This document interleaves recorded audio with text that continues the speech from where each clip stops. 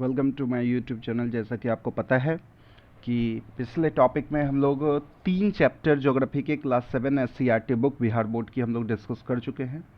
आज हम लोग चैप्टर 4 से मेरे ख्याल से 4, 5, 6, 7 4 टॉपिक, वीडियो थोड़ी लंबी हो सकती है और 4 टॉपिक डिस्कस करने वाले हैं।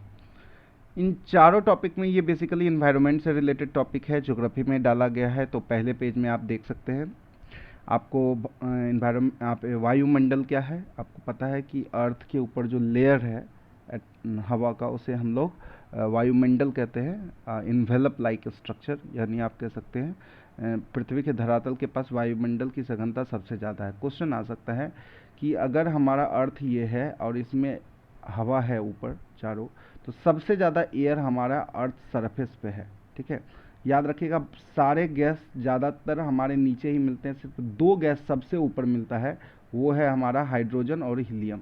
ठीक है, ये सबसे ऊपर की तरफ मिलता है। गैस सबसे ज़्यादा सघन आपकी नीचे की तरफ होती है। ठीक है, आपको फिर क्वेश्चन आता है कि आप ऊपर उठते हैं, मतलब माउंटेन वगैरह पे अगर जाते हैं, तो क्यों ऐसा होता है कि सांस लेने में दिक्कत होती है। नॉर्मल सी बात है कि जो हमें आदत है यहाँ पे रहने के लिए, जहाँ पे डेंसर एयर है, डेंसर मतलब सघन, ज़्यादा हवा है, और जैसे ही हम ऊपर जाते हैं तो हवा का जो सघनता है, या आप कह सकते हैं रेशियो है, या आप कह सकते हैं डेंसिटी जो है, वो कम हो जाती है। इस वजह से हमारे सांस लेने में दिक्कत होती है। ये पहले पेज में डिस्कस की गई है। बढ़ते हैं अगले पेज में। जैसा कि ये सेकेंड थर्ड पेज में बात करें, तो आपको वायुमंडल को छन्न पात्र, छन्न पत्र, छन्न पत्र क्या है? छन्न मतलब छन्ना, आप समझ सकते हैं। ठीक है, छन्ना का पत्र भी कहते हैं, क्योंकि जैसा आपको पता है कि हमारे अर्थ पे, ठीक है, हवा का जो लेयर है वो बहुत सारे सूर्य की किरणों को सोख लेता है, जिसे अल्ट्रावायलेट या यूवी रेज को कहते हैं, और उतनी ही हमें हीट प्रोवाइड करता है जितना मानव जीवन, या आप कह सकते हैं जीवन के लिए जरूरी है। इसलिए इसे छन्न पत्र भी कहते हैं, छानने वाला पत्र।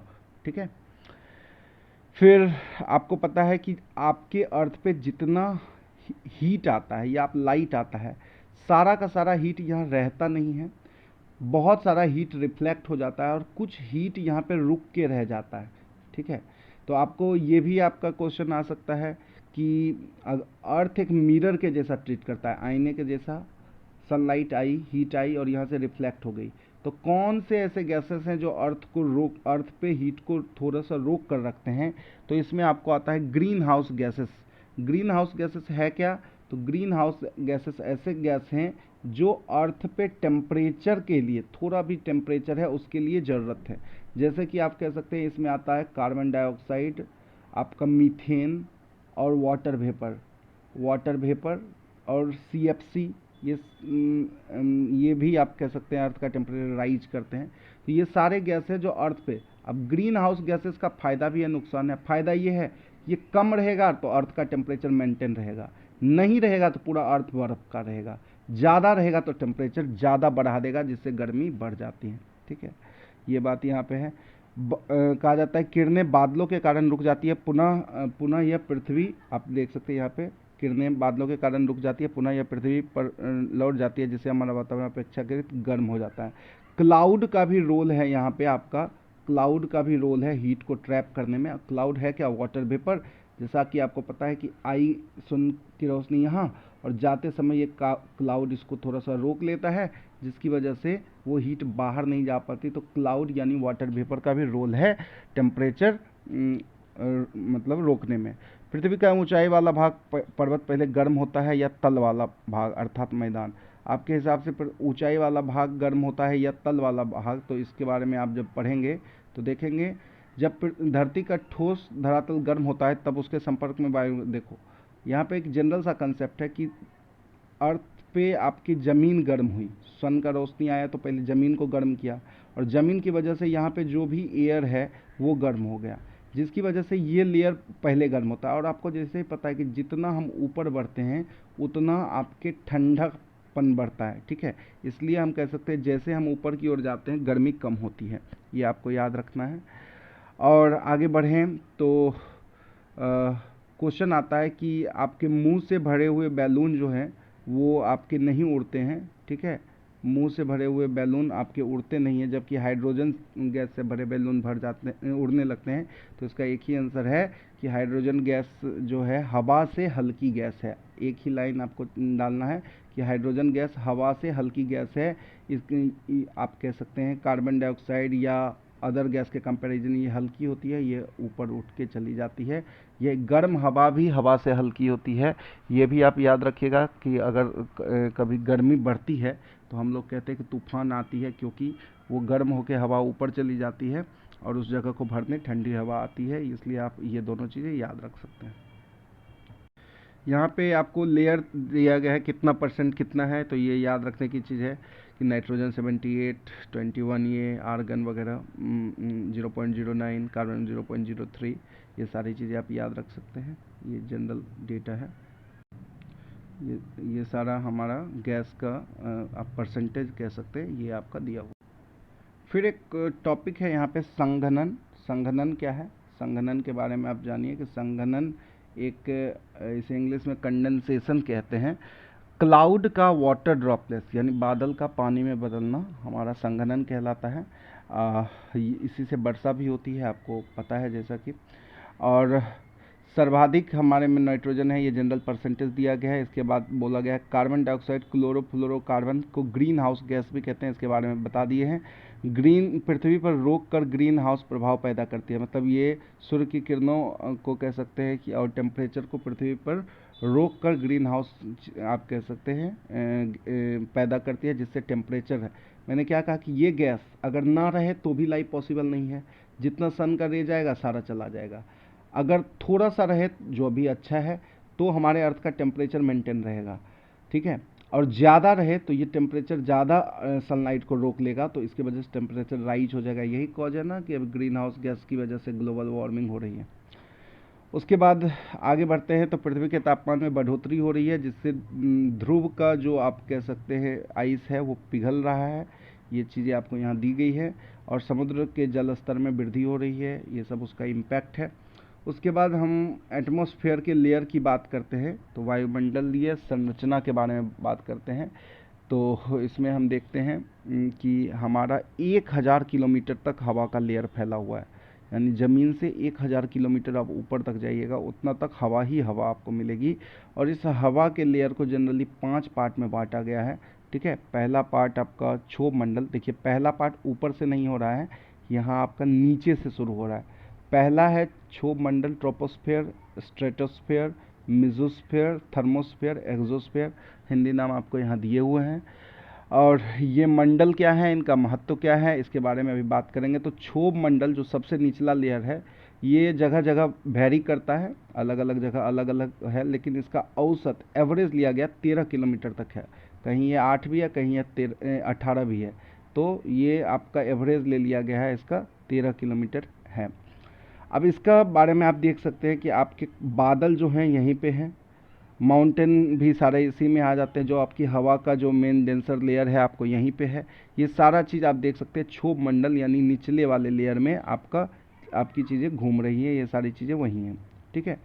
अब अगले पेज में कुछ की बातें दी गई है कि क्षोभ मंडल की ऊंचाई विस्तार सब हर जगह समान नहीं होती है, विषुवतीय यानी इक्वेटर के पास ये अधिक विस्तार होती है, ये सब याद रखने की चीज़ है। ध्रुवीय क्षेत्रों में कम होती है। इसके ऊपरी भाग को क्षोभ सीमा भी कहते हैं, इंड पॉइंट को। उसके बाद आता है समताप मंडल, ठीक है। और इसका आरंभ क्षोभ मंडल के बाद होता है, ये 50 किलोमीटर तक ऊंचाई तक है।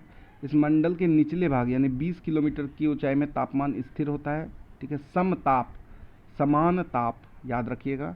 फिर ऊपर जाने पे यहाँ उल्टा होता है कि तापमान गिरने के बदले बढ़ने लगती है, क्योंकि ऊपर जो है आपका ओजोन की परत पाई जाती है।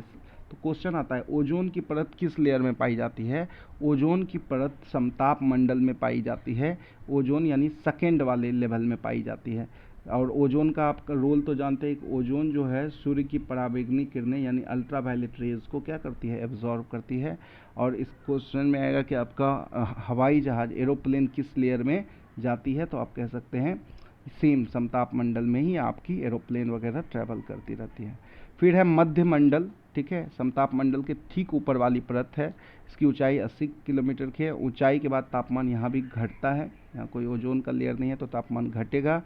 और उल्का पिंडों से हमारी रक्षा करती है कि उल्का पिंड इस मंडल में प्रवेश करते ही घर्षण के कारण क्या हो जाते हैं, पृथ्वी पर पहुंच नहीं पाते हैं। ठीक है, ये आप याद रख सकते हैं। क्वेश्चन आ सकता है कि उल्का पिंडों से रक्षा कौन सा मंडल करता है, ओजोन किसमें पाया जाता है।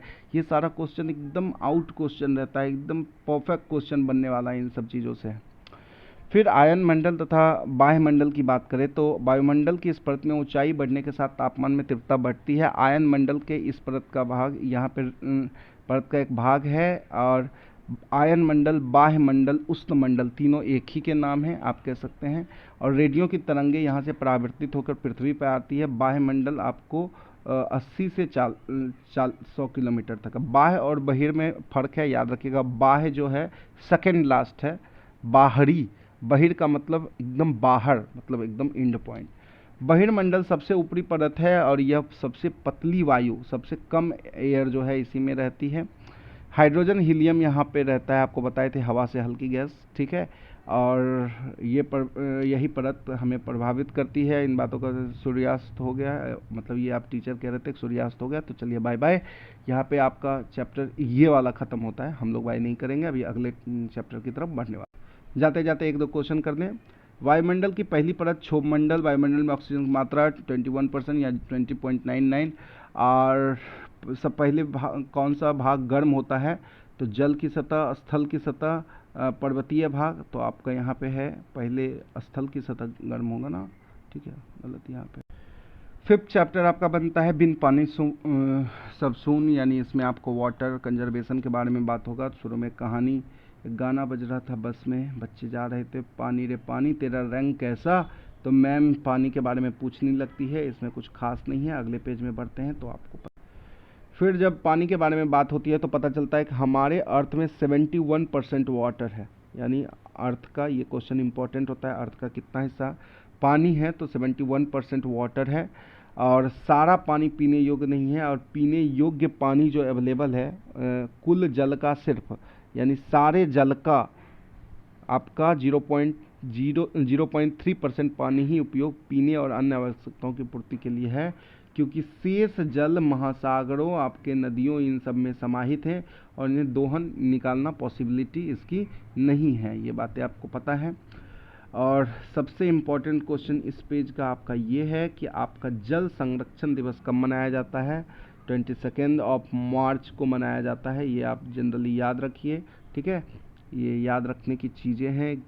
और उसके अलावा कुछ आपका दिया है परसेंटेज की, महासागर में 97.3%, बर्फ छत्र ग्लेशियर्स 2.0, भूमिगत जल 0.68, झील में यही परसेंटेज है, नदियों में 0.00001% पानी है, बहुत कम, वायुमंडल में 0.0019, ठीक है। तो आपको इस हिसाब से टोटल 100% वाटर तो बन रहा है, लेकिन पीने योग्य आपके पास अगर पूछे या अन्य कार्य के लिए तो 0.3 ना, 0.3% आपका था पानी पीने योग्य था। चलिए अगले पेज में चलते। यहाँ पे वाटर साइकिल की बात की जा रही है, तो आपको पता है कि पानी एक साइकिल की तरह चलती रहती है। जैसे एक पल के लिए मानिए कि क्लाउड से हो गई बारिश, बारिश का पानी आया ज़मीन पे, ज़मीन पे ये पानी आपके घरों से, नालों से होते हुए नदियों में चली गई, नदियों से ये पानी समुद्र में चली गई, समुद्र में से फिर इवापोरेशन हुआ, वाष्पीकृत होकर ये फिर बादल बन गई। और ये जो प्रक्रिया चलती रहती है, इसी को हम लोग क्या कहते हैं, जल चक्र कहते हैं। जल चक्र की प्रक्रिया पानी को सर्कुलेट, एक साइकिल के तरीके से घुमाने की प्रक्रिया है, और इसी वजह से वाटर मेंटेन रहता है।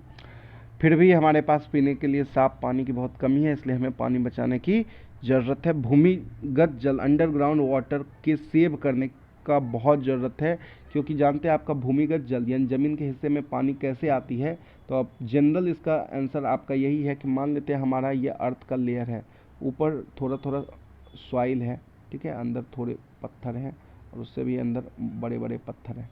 आपको पता है कि पानी जैसे ही यहाँ पे आई, अगर इस फ्लैट सरफेस से बहती हुई चली गई तो कोई फ़ायदा नहीं। अगर पानी को थोड़ा रोके तो पानी कुछ समय में क्या होता है, ज़मीन एब्जॉर्ब कर लेता है, और इस लेयर में पानी का एक, आप कह सकते हैं, एक लेयर बन जाता है, पानी वहाँ पे जम जाती है। इस वाले लेयर में, और यही पानी को बाद में हम लोग कल से पाइप से निकाल लेते हैं, बाहर की तरफ निकाल लेते हैं। ठीक है, तो अंडरग्राउंड वाटर जो है वो आपका एक तरह से साफ पानी भी है, पीने योग्य भी पानी है, मीठी भी जल है, सब कुछ है। इसका सेव करना हमें बहुत ज़रूरी है। तो ये जल स्तर आप जानते हैं, बहुत सारा ऐसा आपका राज्य है जिसमें पानी अंडरग्राउंड वाटर पूरा ख़त्म हो चुका है। इसको एक टीचर ने इस तरह समझाया कि आप एक स्ट्रॉ ले लो, 2-3 स्ट्रॉ ले लो, और किसी बोतल से पाइप से पानी निकालोगे तो कुछ देर में वो बोतल का पानी ख़त्म हो जाएगा, अगर कोई बाहर से पानी का सोर्स नहीं रहेगा तो।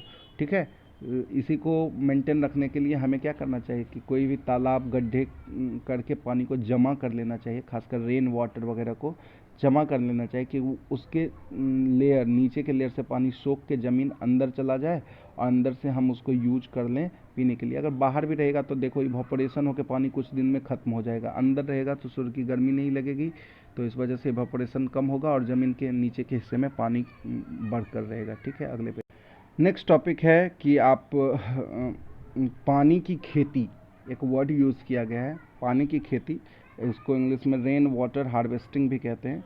वाटर हार्वेस्टिंग है इसीलिए इसका पानी की खेती यूज किया गया है। ठीक है, तो ये एक टेक्निक है जिसके थ्रू हम पानी को सेव करके या कंजर्व कर सकते हैं। जस्ट वही तरीका है कि आप अपने घर में, जैसे आपके छत पे कोई पानी आ रहा है, ठीक है, आप एक पाइप लगा लो और जैसे ही आपके बारिश का पानी हो तो उसे एक बड़े से टैंक में जमा कर लो। ये पानी आप भले ही पी ना सको, गाड़ी धो लो, आप प्लांटेशन, फार्मिंग, ये सारे चीज़ में वर्क कर लो। ठीक है, कोई ऐसी चीज़ें, गार्डनिंग, इन सारे चीज़ में कर लो, क्लीनिंग इसमें कर लो, क्लोथ क्लीनिंग इसमें कर लो, और ना पॉसिबल हो तो आप इसको कोई एक बड़े से, आप कह सकते हैं कोई ऐसा सोर्स है जहाँ पे उसे भेज दो जिससे वो अंडरग्राउंड वाटर के रूप में तब्दील हो जाए। तो पानी को बचाने के लिए हर एक छोटे छोटे स्तर पे भी वर्क किया जाएगा, पर्सनल वर्क। गवर्नमेंट तो इस पे काम करेगी, साथ साथ हर एक आदमी अपनी एक प्लानिंग करे जिससे वो वाटर को सर्व कर सके या आप कह सकते सेव कर सके। तो आप ऐसे केस में वाटर बचाना आसान होगा और ये इन सारी समस्याओं से हमें जल्दी मुक्ति मिलेगी। एक कहानी है छोटी सी, इम्पोर्टेंट हो जाती है क्योंकि जब हम लोग एक्सरसाइज पे काम करते हैं तो ये इम्पोर्टेंट हो जाती है। गुजरात का कठियावाड़ एक क्षेत्र है जो शुष्क प्रदेश है, शुष्क मतलब गर्म है, ना के बराबर फसलें होती हैं, यहाँ फसल नहीं होती थी। यहाँ राजेंद्र सिंह ने स्थानीय लोगों के सहयोग से छोटे छोटे नाले, नाले क्या होते हैं कि हर एक एरिया में एक ऐसा सिस्टम होता है जिससे पानी को रिवर में भेजा जाता है। ठीक है, अब इस एरिया में पानी की कमी थी और वहाँ पे नाले थे, यानी बारिश होती थी, नाले से होता हुआ पानी चला जाता था, समुद्र में हो या आप कह सकते हैं नदियों में हो, कहीं भी चला जाता था। तो उन्होंने क्या किया, उस नाले को उन्होंने बांध बना दिए, हर जगह छोटा छोटा स्लॉट में नाले को बंद कर दिया। अब इससे क्या हुआ कि जब बारिश आई तो पानी इसी के बीच कंज्यूम रह गया, यहीं पे रखा रह गया, और इस पानी को वो लोग बाद में फसल के लिए यूज करने लगे और इससे भूमिगत जल स्तर भी उनका बढ़ा। तो ये इसके लिए उन्होंने मैग्सेसे पुरस्कार मिला था, राजेंद्र सिंह के इसी प्रयास के कारण उन्हें मैग्सेसे पुरस्कार मिला कि उन्होंने अपन लेस रिसोर्स को यूज करके, सिर्फ अच्छी प्लानिंग से उन्होंने वाटर का लेयर बढ़ा दिया, जल स्तर, और ऊपर से क्रॉप्स कल्टीवेशन को भी उन्होंने प्रोसीड किया।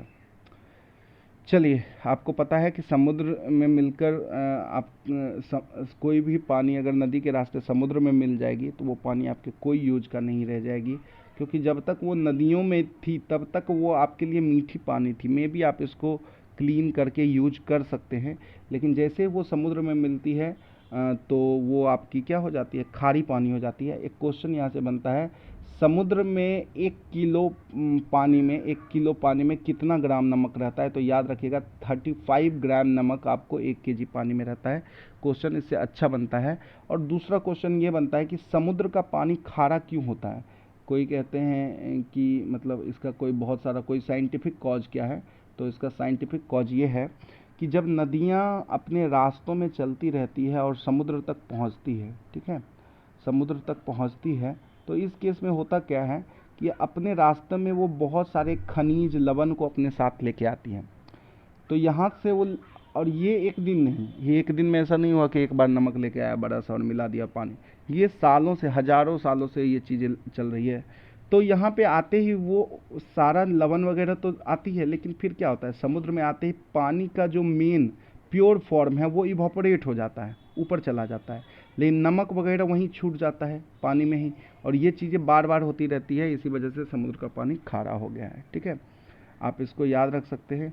अब यहाँ पे एक और फैक्ट आता है कि मानसरोवर झील, ठीक है, मानसरोवर झील से कई नदियाँ निकलती हैं, तो जिसमें कुछ इंपॉर्टेंट मैंने लिखा है, सतलज है, इंडस है, ब्रह्मपुत्रा है, जिसको सिंधु नदी भी कहते हैं इंडस को, और उसके अलावा मानसरोवर झील आप जानते हैं कैलाश मानसरोवर से आप याद रख सकते हैं, ये आपका चाइना में आपका जो कैलाश पर्वत है उन्हीं के आसपास है, वहाँ पे हिमालयन रीजन में ये झील अवेलेबल है।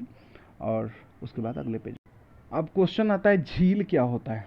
झील देखिए एक बहुत अच्छा क्वेश्चन आता है, ऐसे क्वेश्चन भी बनते हैं, पानी का वो हिस्सा, ठीक है, जो चारों तरफ ज़मीन से घिरा है क्या कहलाएगा, 4 ऑप्शन आपको दिए रहेंगे, तो 2 इसके आंसर हो सकते हैं। पानी का वो हिस्सा जो चारों तरफ ज़मीन से घिरा हो उसको झील तो कहते ही हैं, एक लेगून भी कहते हैं। लेगून और झील में क्या फ़र्क है, देखिए जब कोई ऐसा पानी का हिस्सा जो चारों तरफ तो पानी बीच में है और चारों तरफ आपके क्या है, लैंड है, ज़मीन है, इसका सबसे आसान तरीका आप याद रख सकते हैं, इसे झील कहते हैं, जिसे इंग्लिश में लेक कहते हैं। ठीक है, लेकिन अगर ये मीठी पानी है तो मीठी पानी मतलब आपका जो नॉर्मल वाटर होता है, ठीक है, लेकिन हो सकता है कभी कभी समुद्र के किनारे में भी ऐसा बहुत बड़ा सा पार्ट बन जाता है जिसमें समुद्र का पानी उसमें भरा हुआ रहता है, यानी नमकीन पानी, और चारों तरफ ज़मीन रहता है, तो उसे लेगून कहते हैं। लेक और लेगून में ज़्यादा फर्क नहीं है, बस एक मीठी पानी एक नमकीन पानी होती है। और कुछ इम्पोर्टेंट झील के नाम दिए गए हैं, जिसमें वूलर झील जम्मू कश्मीर आप याद रख सकते हैं, और पिझौला झील राजस्थान, लूनर झील महाराष्ट्र, कोलेरू झील आंध्र प्रदेश, फतेह सागर झील आपका राजस्थान, सांभर नमकीन होता है, याद भी रख सकते हैं, ये आपका नमकीन पानी की झील है राजस्थान, डल झील जम्मू कश्मीर, इस तरीके से आप याद रख सकते हैं। बिहार के बारे में अगर झील की बात करें तो कांवर झील बेगूसराय में एक लेक है, और बड़ौला झील लखीसराय में। कांवर झील बेगूसराय का लेक बहुत दूर तक फैला हुआ है, साइबेरियन पक्षी वगैरह भी यहाँ आती है ब्रीडिंग के लिए। चलिए तो आगे बढ़ते हैं। मुंबई में कोई झील है तो बच्चा कंफ्यूज हो जाता है कि मुंबई में वो जो समुद्र देख के आया उसे वो झील बोलने लगता है, तो उसके पिताजी बताते हैं कि नहीं वो सागर है। फिर सागर और महासागर में अंतर करते हैं कि सागर जो होता है वो महासागर जो होता है महाद्वीपों को अलग करता है, जैसे कॉन्टिनेंट्स जो होते हैं उसे अलग करता है, और जबकि सागर उसी का एक हिस्सा होता है जो अलग हो जाता है, मतलब दोनों आपका सॉल्ट ही वाटर कैरी करता है, ये बताई गई बातें हैं। महासागरें हमेशा गतिमान होती है, गतिमान का मतलब होता है हमेशा फ्लो करती रहती हैं, और सारे आपके महासागर एक दूसरे से आपके जुड़े हुए हैं, ये भी आपको पता है। और उसके बाद आते हैं कुछ महासागरों के नाम दिए गए हैं, जिसमें हिंद महासागर, प्रशांत महासागर, अटलांटिक महासागर, आर्कटिक महासागर, ये 4 महासागर आपको याद रखने हैं। फिर पापा बोलते हैं उसके कि मुझे ऑफिस जाना है, मैं निकलता हूँ। फिर वो बच्चा स्कूल जाता है तो उसे एक नए वर्ड के बारे में पता चलता है, वो नया वर्ड है ज्वार भाटा। ज्वार भाटा है जिसे आप टाइड्स भी कहते हैं ना, हाँ, तो ज्वार भाटा है क्या, तो आप जानते हैं कि समुद्र का पानी, ठीक है, दिन में 2 बार ऊपर उठकर नीचे गिरता है, तो ऊपर उठने को ज्वार और नीचे गिरने को भाटा कहते हैं। ठीक है, और ये दिन क्वेश्चन आता है कि समुद्र का पानी दिन में 2 बार ऊपर उठता है और नीचे गिरता है, इस प्रक्रिया को क्या कहते हैं, तो ऑप्शन आपका ज्वार भाटा होगा। फिर ये आपका किसकी वजह से होता है, तो ये क्वेश्चन बहुत इंपॉर्टेंट बनता है, इसलिए आप याद रखिएगा, सूर्य और चंद्रमा के गुरुत्वाकर्षण के कारण। ठीक है, सूर्य और चंद्रमा के गुरुत्वाकर्षण के कारण वो पानी ऊपर जाता है और नीचे गिरता है, इसे ज्वार भाटा कहते हैं। इस पानी के साथ मछलियाँ वगैरह भी तट पे आ जाती है, सीप वगैरह भी आ जाते हैं, इवन कि इस तट पे जो बोट वगैरह होता है बहुत बार उसको अंदर लेके भी चला जाता है। ठीक है, तो ये इससे क्वेश्चन बनते हैं, और ज्वार भाटा के बारे में तो कुछ है ही नहीं। ठीक है, 2 बार होता है, ये इम्पोर्टेंट है, और हाँ 24 घंटे में 2 बार, और यही चीज़ें हैं। कुछ छोटे छोटे क्वेश्चन हैं, मुंबई किस महासागर के निकट है, तो किस सागर के निकट है, तो अरेबियन सी, अरब सागर के। चैप्टर 6 एकदम आपका इजी है, एनवायरनमेंट से रिलेटेड है, फूल पत्ती तोड़ना नहीं चाहिए, वातावरण में कार्बन डाइऑक्साइड बढ़ रहे को ग्रहण करते हैं प्लांट वगैरह फोटोसिंथेसिस के लिए, ये सब आपको याद रखना है, की फैक्ट्स हैं, इसमें कुछ है ही नहीं। यूजेस ऑफ प्लांट्स बताया जा रहा है कि प्लांट का क्या क्या यूज है, तो आप इसको देख सकते हैं। ठीक है, अगले पेज में बढ़ते हैं। हाँ, कुछ चीज़ें आपकी आती हैं अगले पेज में, जिसमें हम लोग बायोटिक, एबायोटिक, या आप कह सकते हैं जनरली कोई ऐसा चीज़ जो प्राकृतिक है। जैसे हमारे भी अर्थ पे हमारा सजीव मंडल, लाइफ, स्थल मंडल, जमीन का हिस्सा, जल मंडल और वायुमंडल सब प्राकृतिक चीज़ें हैं, नेचर ने ही बनाया है। कुछ इसमें जिंदा है, लिविंग है, जिसमें सजीव मंडल, और नॉन लिविंग है, लेकिन फिर भी बनाया है नेचर ही ने। और कुछ चीज़ें हमने बनाया है, जैसे इमारतें, उद्योग, सड़क, ये सारी चीज़ें, तो यहाँ पे उनके बारे में बात की गई है। उसके बाद यहाँ पे आता है एक वर्ड, इकोसिस्टम। ठीक है, इस जो हमारा जैव मंडल है, यानी उसमें एक क्रिएचर दूसरे क्रिएचर पे डिपेंडेंट रहता है। आप एक इंसेक्ट ने खाया, मान लीजिए एक पौधे को, प्लांट को खाया एक इंसेक्ट ने। ठीक है, उस इंसेक्ट को खाया फ्रॉग ने, फ्रॉग को खाया स्नेक ने, स्नेक को खाया ईगल ने, ईगल की डेथ हुई तो ज़मीन में वो क्या हो गया, खाद बन गया, और फिर प्लांट ने खाया।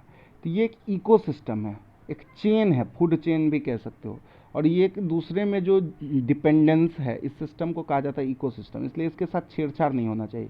दुनिया में कोई भी चीज़ की संख्या बढ़ या घट जाए तो ये चीज़ के साथ छेड़छाड़ हो जाती है, और पूरा ये पारितंत्र जो है आपका अनस्टेबल हो जाता है, चीज़ें मुश्किल हो जाती है। इन्वायरमेंट क्या है, ये आपको दिया है, प्राकृतिक और मानवीय दशाओं का आवरण पर्यावरण कहलाता है। दोनों चीज़ आपका नेचुरल और आर्टिफिशियल या man made components called environment, आप इसको याद रख सकते हैं। अगले पेज, बहुत सारी चीज़ें हैं जो आपके आसपास जो है बनाई गई हैं, जो कुछ नेचुरली हैं और कुछ आप कह सकते हैं कि ह्यूमन ने बनाया है। तो वायुमंडल, जनमंडल, स्थल मंडल के बारे में बताया गया है कि क्या क्या है। तो वायु से आप जान सकते हैं, हवा के बारे में बात की गई होगी, स्थल से ज़मीन के हिस्से की, और जल से जल के अंदर के हिस्से की।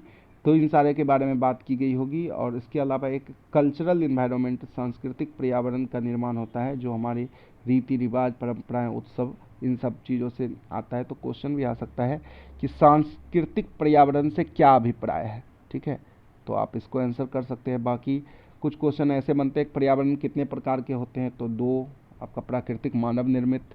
पृथ्वी के चारों ओर क्या है, तो चारों ओर वायु का लेयर है। ये सारी जो जनरल क्वेश्चन से बनेंगे। चैप्टर 7 की बात करें तो जीवन का आधार पर्यावरण, इसको बेस मान के कुछ चीज़ें बात की गई होगी, इस पर भी हम लोग डिस्कस करेंगे। तो ये एक बच्चा है जो पटना घूमने आया है, पटना घूमने आया तो यहाँ ऑटो रिक्शा पकड़ा, चारों तरफ गाड़ियाँ थी, हॉर्न थी, बहुत परेशान हो रहा था, उसकी आंखों में जलन हो रही थी। तो उसके पिताजी ने बोला कि ऐसा क्यों होता है कि गांव में ये सब चीज़ नहीं होती और यहाँ हो रही है। तो पिताजी एक वर्ड बोले, प्रदूषण। तो प्रदूषण क्या होता है, इसके मन में ख्याल आया, तो इसके बारे में पूरा चैप्टर है, आगे अभी हम लोग इसी पे डिस्कस करने वाले हैं।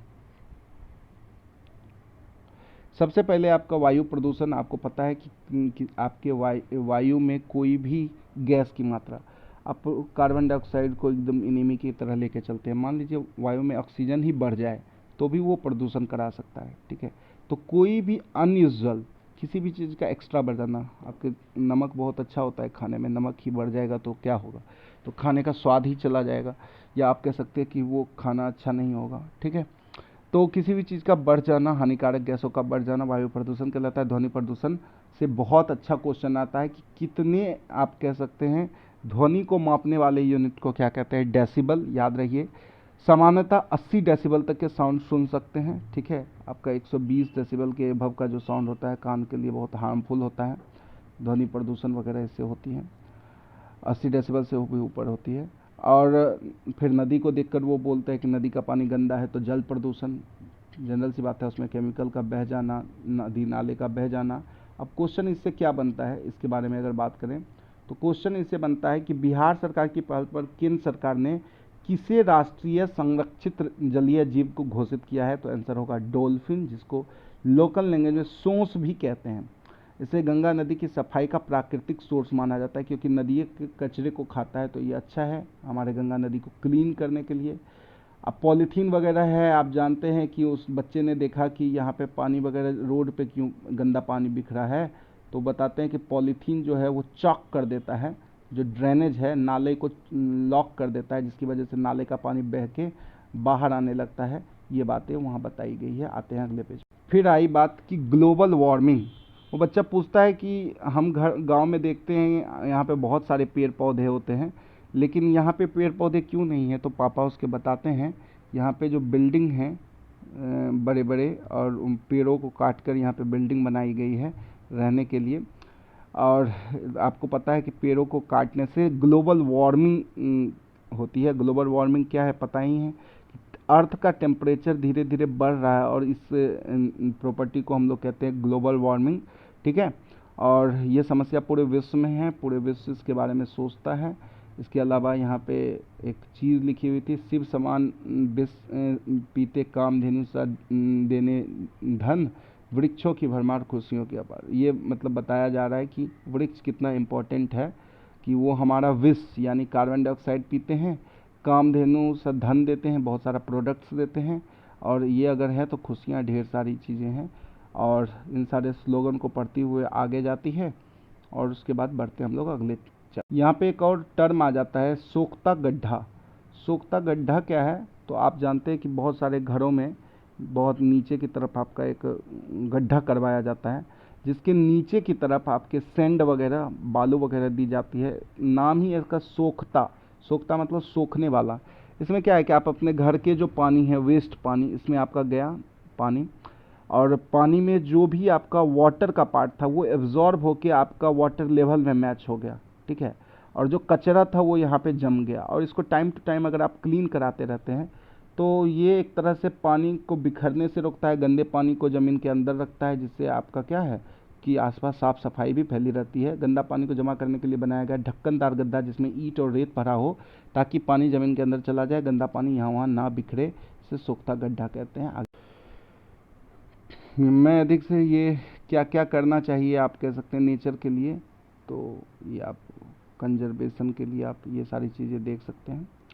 फिर आता है कि रामू की बुद्धिमानी। एक रामू नाम का लड़का है, जिसके बगल में एक तालाब था, उसमें बहुत मच्छर उच्छर होता था, बहुत प्रॉब्लम होता था उसके आसपास, ही उसका घर होगा।